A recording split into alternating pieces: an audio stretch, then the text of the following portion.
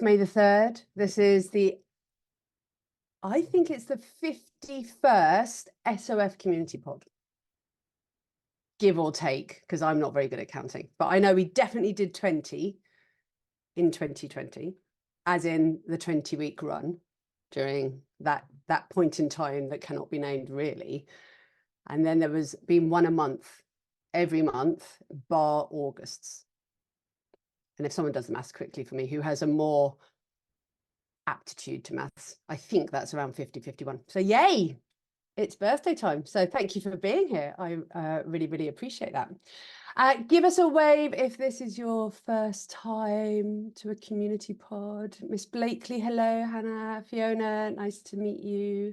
So the way we start the community pods is with a poem and then silence, just to allow us all to arrive and to ground.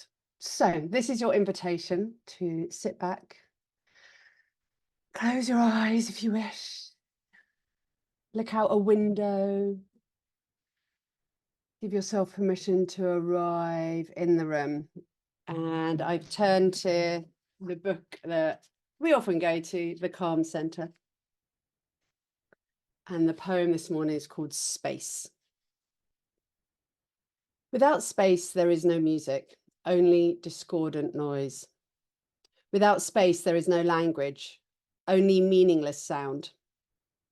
Space weaves patterns of meaning, breathes order into chaos, holds structures together with the harmony of form. And without space, life is meaningless too, a roar of constant activity, so crowded with demands that you lose perspective, so cluttered with responsibility that you lose direction, and finally, you lose yourself. But when space pervades your life, shapes begin to form, patterns start to emerge, and your vision becomes clearer against an empty background. And you can sense your purpose again and return to your path. So we're just going to take the next 90 seconds to give ourselves time to arrive. So just close your eyes.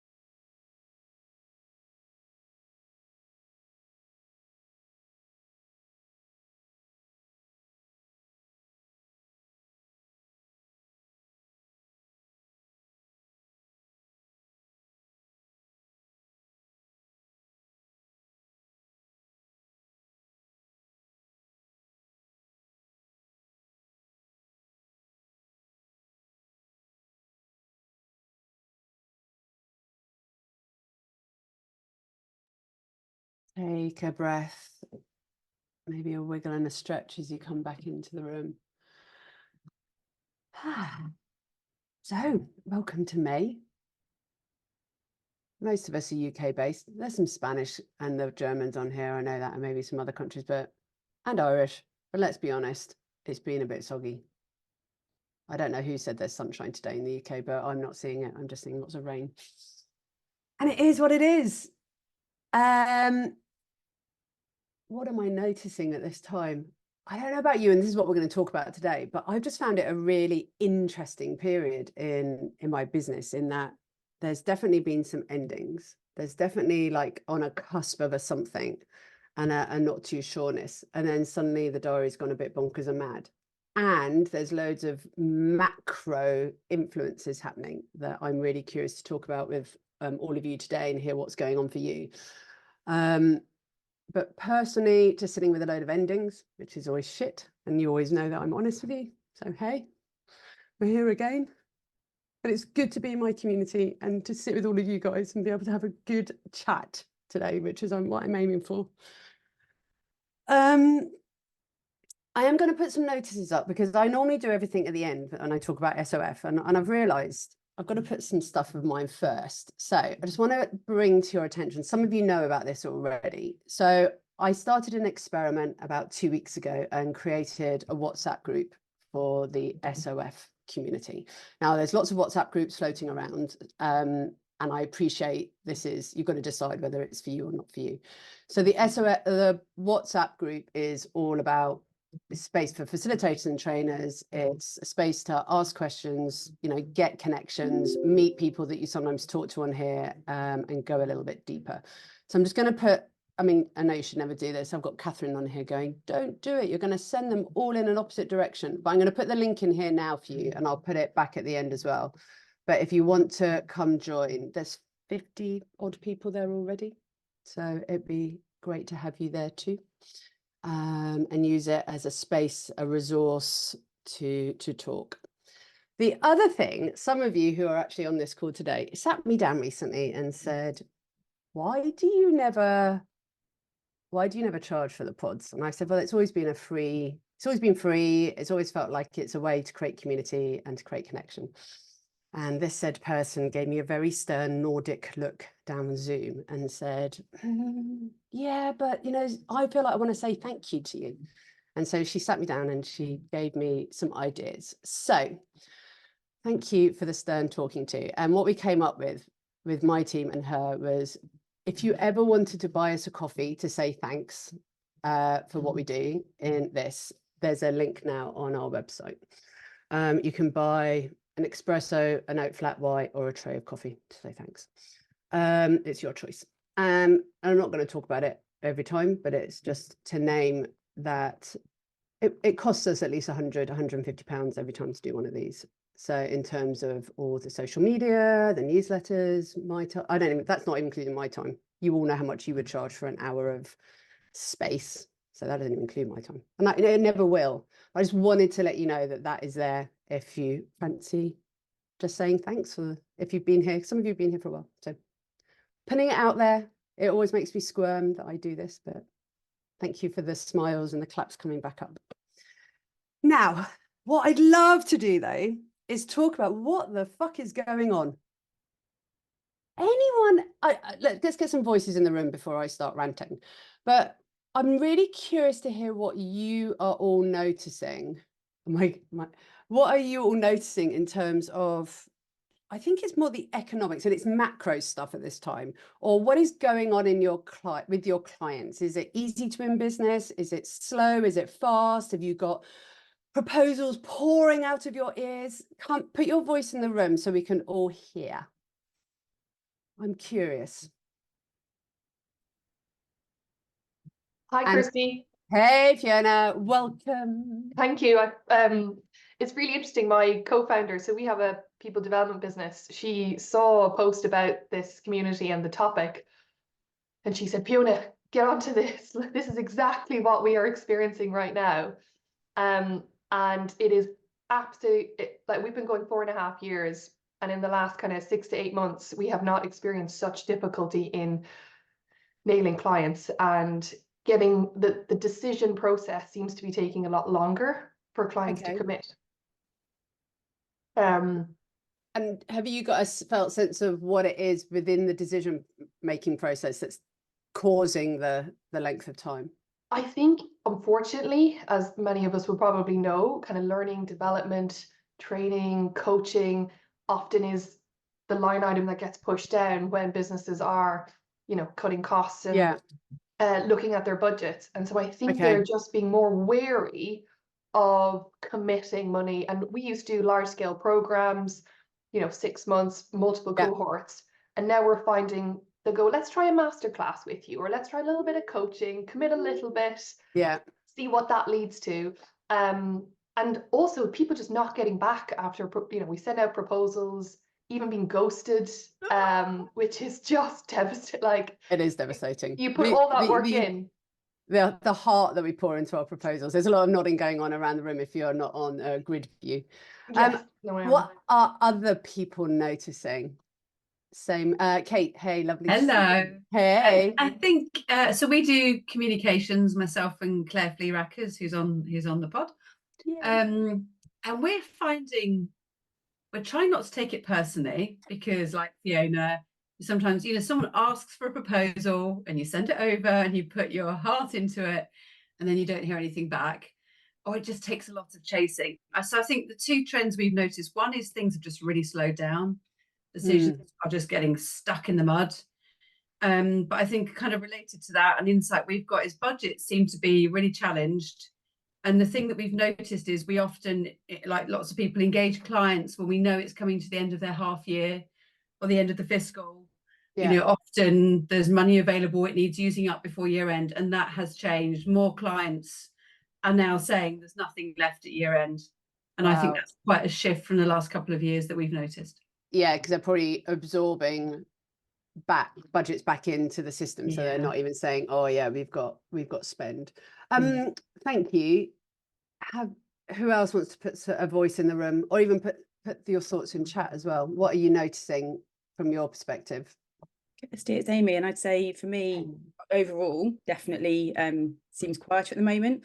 But that being said, I've had a couple of clients who've re-emerged out of nowhere from years ago, who've just kind of popped back in, which for me helps me keep the faith that when they're ready for you, they know where you are. So there's been a few of that, just to offer an upbeat and positive and I have gone straight for the the world is collapsing, it's all falling apart. I'm not saying there aren't clients out there, but there just feels that there's a shift. Phil, I see a hand. Yeah, just so most of my work is in the charity sector and the public sector, so I think I'm a step removed.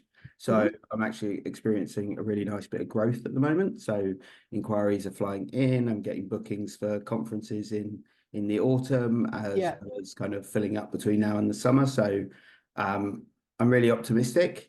At the same time, I can see that I'm a step removed from the movements of the corporate markets, because I'm working in the charity and public sector. But I think a lot of the instability could be uncertainty around general election and change. Yeah. Did you know, here you go, this is I've got various facts to share with you. Felt like I did some homework for this. 49% of the world's countries are going to vote this year. 49%. And there's some really big countries, obviously, UK, America. I always say Russia, but I don't feel that's a vote. Sorry, any Russians that might be on here, let's be honest, you're told. But if we think about where many of our businesses that we work with, a lot of their head offices are UK based or in America. And therefore, this is a hypothesis. I'm not an economist. South Africa, India, thank you. Pakistan is as well. Mexico. The EU has a load of votes. But my hypothesis is where the businesses then don't go into making big, maybe CapEx decisions. They don't go and put like big spend out there because they just don't know what the new parliament is going to do. And let's be honest, there's a really high possibility in the UK we're going to have a new government, and the same in America. So why would a company go off and spend lots of money if suddenly the rules are going to change? Because we know in America, Jesus Christ, Trump, I mean, at least we get entertainment for another 4 years, but it must be bloody hard on the Americans.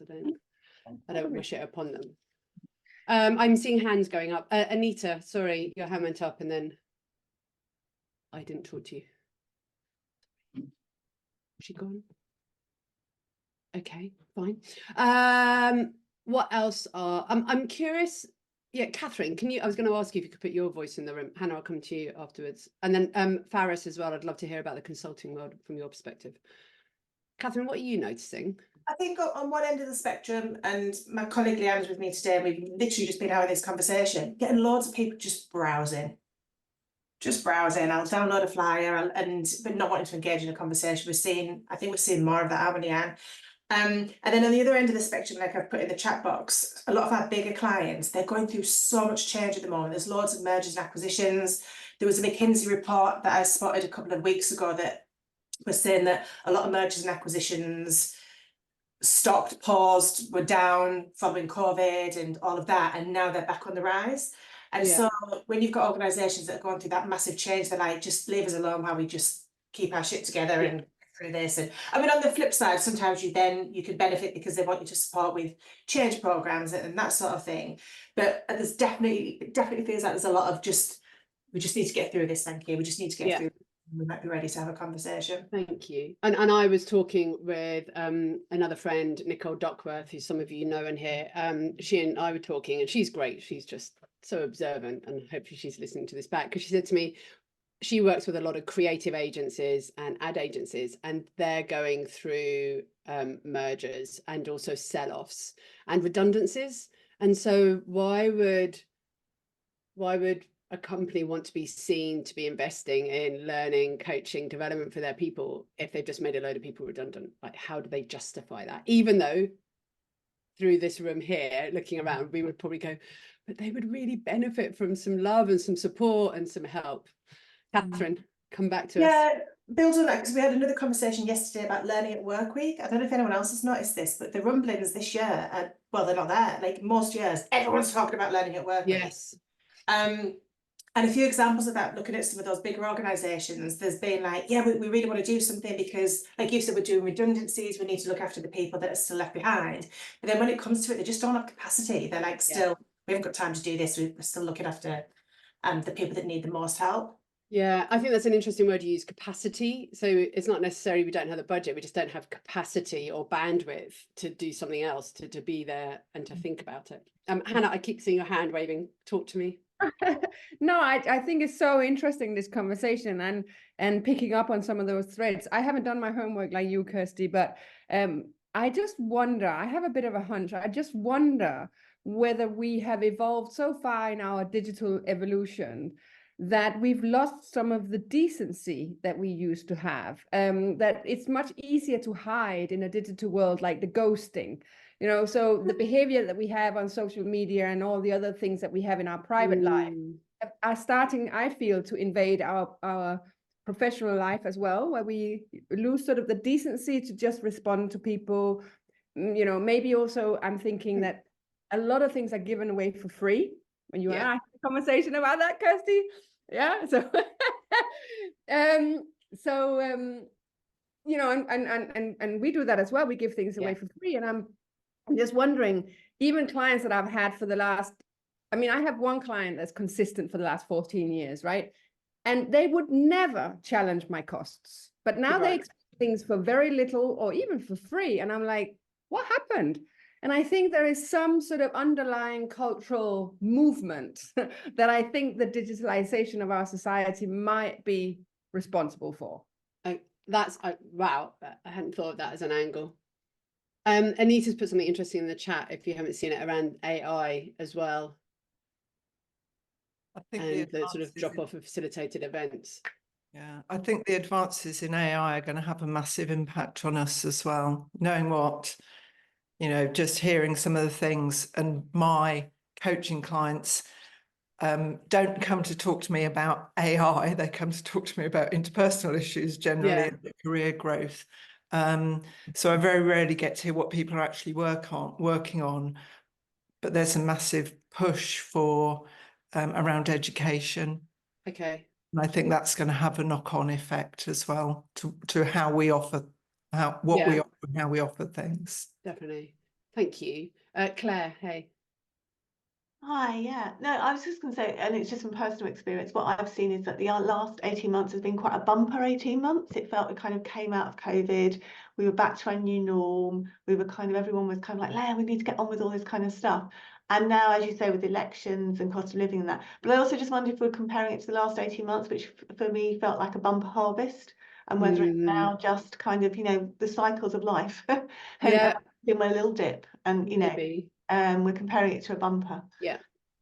I Faris, I'd love to hear any Yeah. noticings that you've had. Hey. Thanks, Kirsty. Yeah, for those that don't know, I do consulting probably more than I do training, but similar sort of themes. And I've been going back to my clients to find out, and just the other factors to bear in mind and sort of build on Hannah's point, but also give a different point of view is, number one, there's a lot of job losses. So your regular clients are probably under threat, right? And they've got a whole, as much as they love you, I sat down with a client who broke down in tears in front of me. He's been my client for 5 years. And he told me two things. He's like, I think I'm going to lose my job. And secondly, the decision making is that stuff I used to sign off has been taken up 2 levels in the company. So as much as I want to use you, you have to know and talk to my boss's boss. Yeah. And I don't have a relationship there. So I've had to start from scratch, right? Build up the things. So seeing this, the flip side, building on I think Anita's point, there's always opportunity in the market, right? AI, I've brought on board an AI guy. We can't field all the requests that he's getting. He's developed some training courses. Defense companies, if you hate them, stay away, but they are spending money. Oil and gas, spending money. I've just taken on an oil and gas client, right? Middle East, right? Because of Saudi, loads of work if you're willing to travel or do stuff. So I get inundated with, I'm an Arabic speaker, so loads of stuff. So you've got to remember, I'm an economist. Money never gets destroyed. It's a bit like energy, right? Someone is always spending. You might not have the relationships, and it feels shitty because you have to start from scratch like snakes and ladders. So that's what I've been reminded of in the last. I like that. Do you want to give the who did physics, GCSE, A level? Energy can neither be destroyed or made, and there's even an equation. I can't remember what it is, and that's what Faris is saying. The money's still in the system. It's just where is it? And it might not be in our natural playgrounds that we have been used to hanging out in. Faris, thank you. I really appreciate that. And it goes back to, it's interesting when you were going, defense, oil and gas, and part of me that's just like places just doesn't excite me. And I know, and it comes down to your own decision making, doesn't it? It's like where do you go? Do you stay with your values, or do you want to go and follow the money? I don't know. Absolutely. Any other noticings, Hannah? I just want to comment on that, Faris. I think it's a really good point, because this is not going to be, it's not about being a moaning shop and how hard are we? We're such a hardship. Oh, this is terrible. And then on a Friday we go back and we go, oh, why did we start on a Monday again? So I think your point is a really, really good one, right? It's a really good one.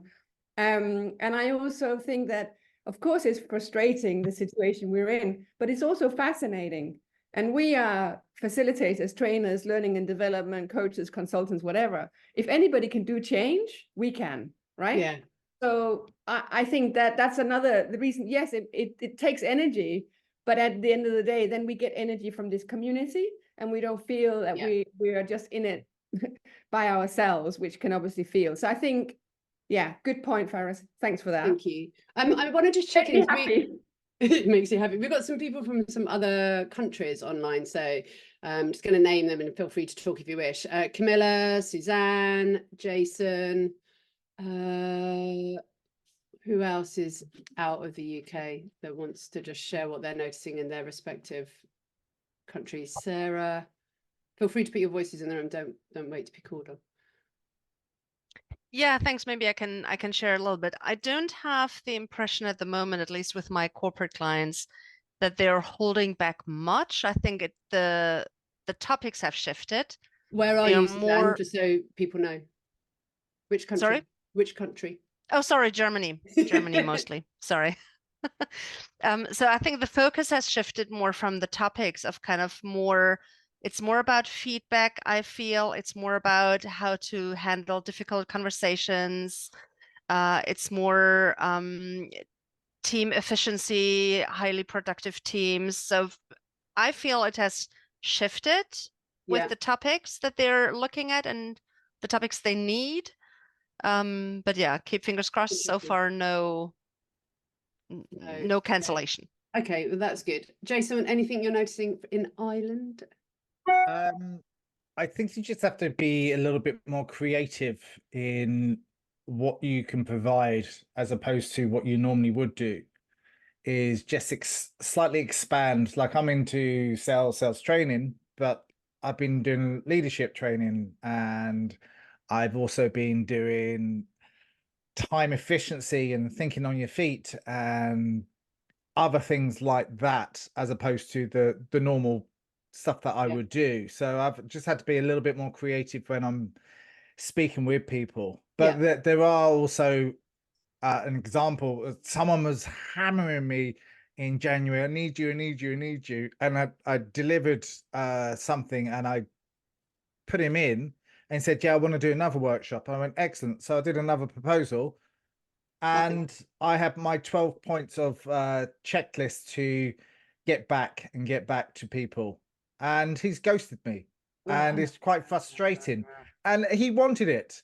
And I'm going, well, and I leave messages and I send emails, and I know he reads them because I have autoresponders, and he's ghosting me. And I go, well, I just get annoyed. We go, well, why are you ghosting me when you wanted it? You asked for it.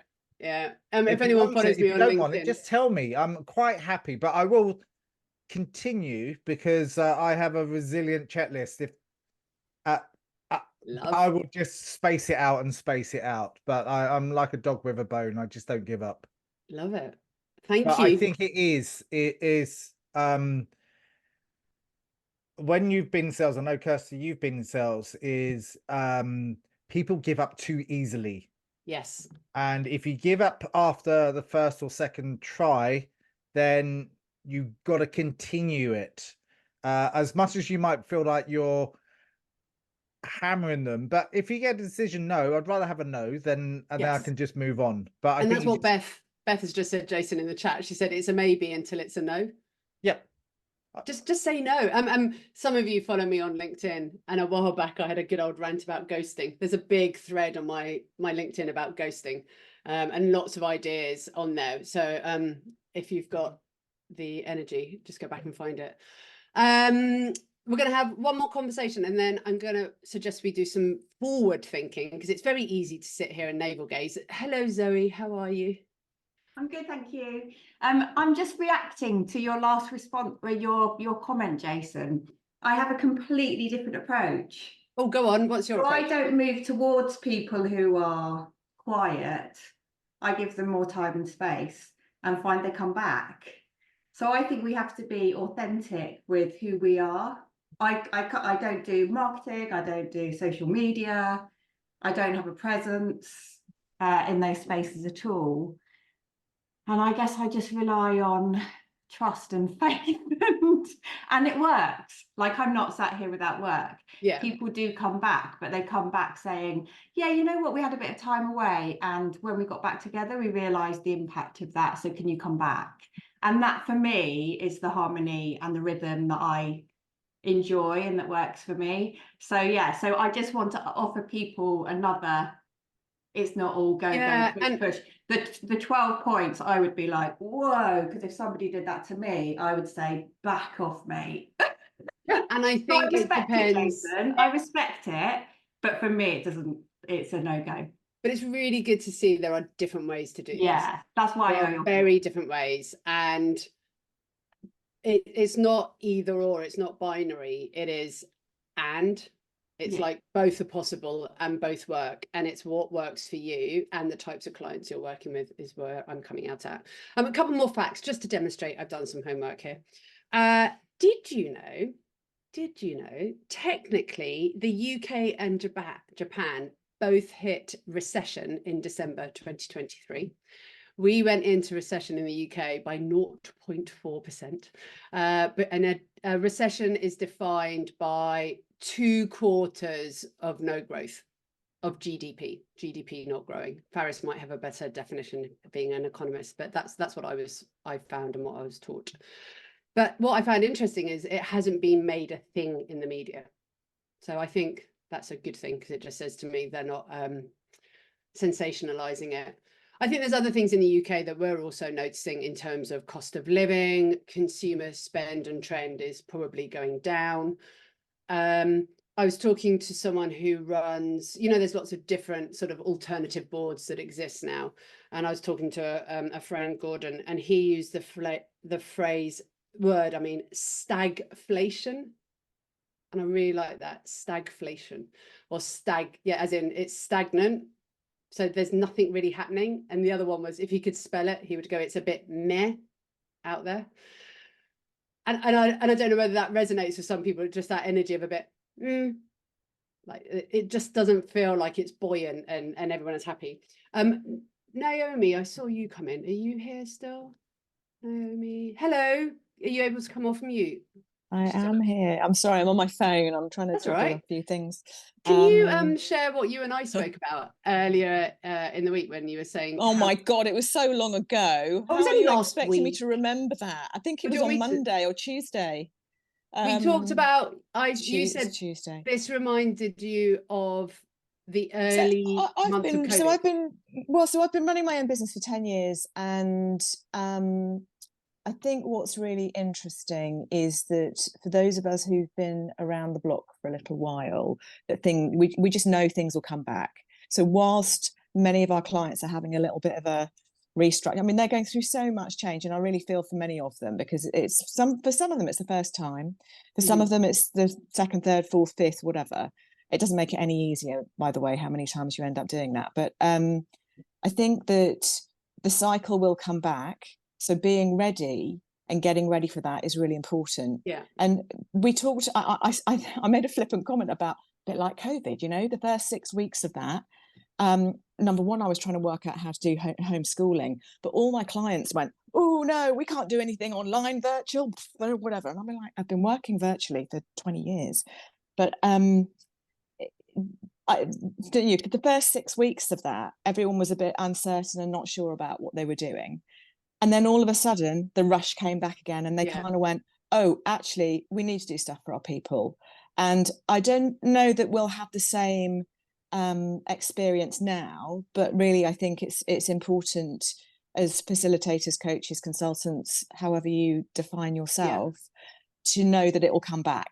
Yes. And during this time, I watched a brilliant, it's a little YouTube excerpt. I can't remember, and I can't post it because I'm on my phone, but I will try and send it to you, Kirsty, so that you've got the link.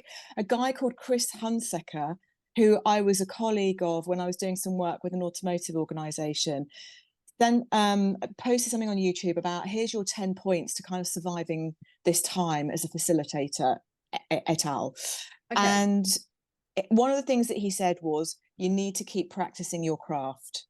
And it's really difficult sometimes when you don't have someone to practice with, but there are ways of doing that now, either through social media or if you don't engage on that platform with other colleagues in different formats, so that we can continue to grow and hone our skills and stay current. And so that when our clients come back, that we're ready, that we've still got the energy and the capability to do that. I know that for myself, my stand-up delivery I've not done a lot of it very recently. I've done more coaching, and I know that physically my voice, when I get back to facilitating a whole day or a couple of hours online or whatever it may be, actually is going to need some practice.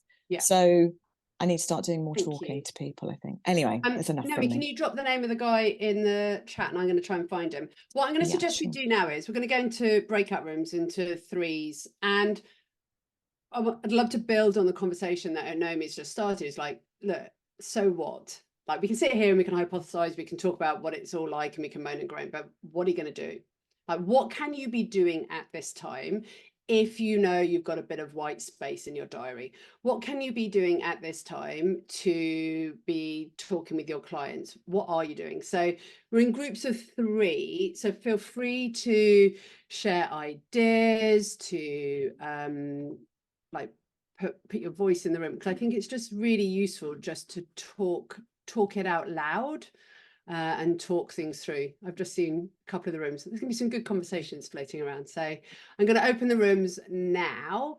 14 minutes, notice what you notice, say hi to people you may not have met them before, and then we'll come back and reconvene. Anyway. Welcome back. This is the Kirsty Show. She just chats to her friends and says hello. Okay, put your voices in the room. What are some of the things you are considering or are actually doing to help yourself at this time in a proactive way? Good to hear some voices. I was saying that one of the things I'm doing in my space is catching up on continual professional development, learning. I've actually started to spend some time understanding how chat AI is actually working, and filling in any gaps that I might have with my knowledge, because you get comfortable with what you know.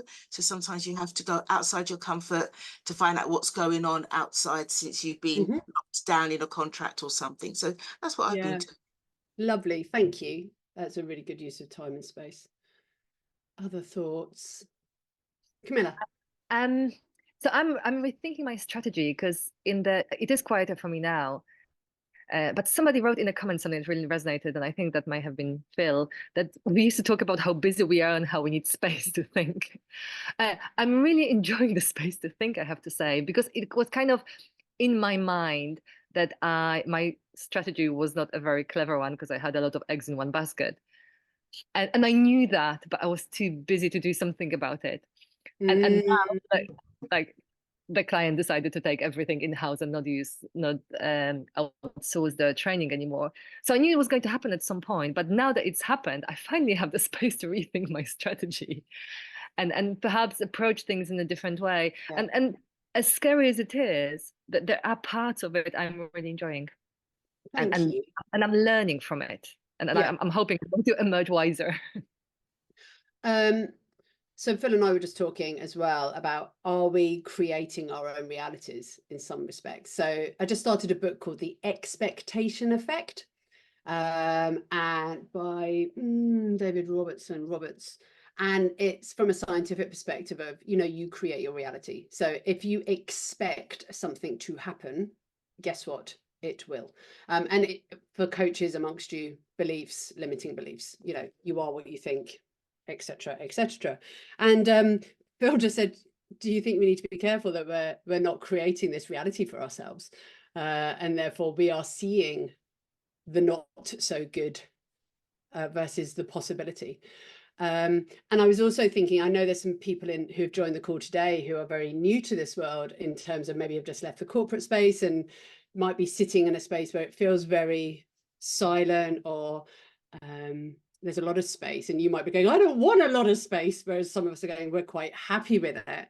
And I would therefore be suggesting it is okay at this time to be just thinking about your strategy. Don't be afraid. Just because you're a solopreneur doesn't mean you can't have a strategy. I mean, I used to think for ages, oh God, I'm just a freelancer. Why would I need a strategy? I'm just in the associate world. Why do I need a strategy? I mean, we do, even if it's just a mini action plan with 3 points on it. Don't be afraid to make that for yourself. We'll go Naomi, then we go Joanna. Naomi, you're on mute, lovely. You can't get off mute. You work it out. Joanna, you pop your voice in the room. I want to thank Beth and Kirsten for reminding me about principles, really, more than practicals, but they work out practically. And we started talking about pro bonos, and then came to the conclusion it's a good idea to think about charging somehow for people, if it's an offer to say either pay what you can and showing this is what the full cost is, and pay more if you want to, so they know how much it costs, and or saying, pay a 5 or 15 quid or whatever to turn up to this taster session, rather than pro bono, so that people turn up and see some sort of value in it.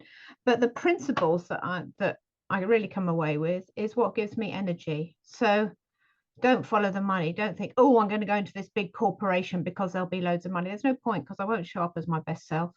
No. And that led me to think about, because I come from working in the arts background and social enterprise and charities, that people are all vocational workers. Going to people whose work I admire and just starting a really open conversation. I really admire what you do. I'd like to work with you. What can we make together? Not give me some money to do a thing, but I really admire what you do. And at the very least, I get an interesting conversation. Jo, saying, have a chat. And it's reminded me of that principle that the reason I'm freelance and a sole trader is because I'm interested in making interesting connections. And That's resonating for a lot of people Yeah. around the room. Lots of And nods. just going, what can we make together? Yeah. Not what can Thank you you. give me? Yeah. Good point. Because quite often I don't know what it is, you know, though they don't know what it is. And we do make something together. And it's great. Oh, thank you. And I, just as you were talking about that as well, is around being able to say no clearly as well to work. Again, it's very easy at times like this to say yes to everything for the fear of our work not being available. So we say yes to things, and then there's sometimes a mismatch on your skill or on the energetics of it all. And then you'll do the work. I know everyone will do the work and you'll all do a great job, but will it make your heart sing? Yes, that's the thing. What energizes me? Otherwise, I'm not going to be authentic. Exactly. Thank you. Sandrine, bonjour, ça va? Ça va, merci. One of the things I've been thinking about is, so I have a podcast where I interview academics, and in a way, I think the showcasing the impact of what you do. Often we may do an evaluation, but it's just shared with the client. So what I've been thinking of doing is redirecting my podcast, where actually I interview people that I've worked with, as either, people I've coached. So I coach academics. And often, because coaching is not necessarily used a lot in academia, people don't really know the impact that it has. So actually interviewing people who feel that it's really transformed their way of working, and just interview them. So it's kind of evaluation data, if you want. Nice. In a way of showing the difference that, the way that you've worked with them has made. As a way, I suppose it's a marketing piece, but also it's an education piece where you showcase what difference does it actually make to, work with a facilitator of a coach. So you're not selling, you're just, educating and getting people to understand what it's about. Sandrine, that makes me think, so for those of you who have various marketing tools, how are you using them? Your newsletter, I have a newsletter, the podcast, LinkedIn, I chat away happily on Instagram, as some of you know. How are we using that? What are we talking about? How are we bringing to life what we do in a way that's still giving back to the audience, in not sort of shouting about, buy me, but like, this is my value. This is what I can share and give you. Now we're coming to the top of the hour. So what I'm going to suggest is we're going to just formally end the May SOF pod. So I just want to say a massive thank you to everyone who came and joined in this conversation, because yet again, it's always quite enriching when we hear what each other are doing. If you want to come and join the WhatsApp group, the link has just gone into the chat box. And then I've done it again as well. I've put there, if you want to buy us a coffee, that would be amazing. We've got a few things coming up in SOF as well. So we've got 2 masterclasses next week. As Anita said, come and join the intention setting that we do quarterly. The intention setting, next one is 19th of July. It's just a really great way to have regular rhythm, to do some reflection and to do some planning in your business. I'm going to stay for 5 minutes for the after party. So if you want to stay, you'll be very, very welcome. Otherwise, thank you for being here today. And if you're watching this back, drop us a line and tell us what happened for you.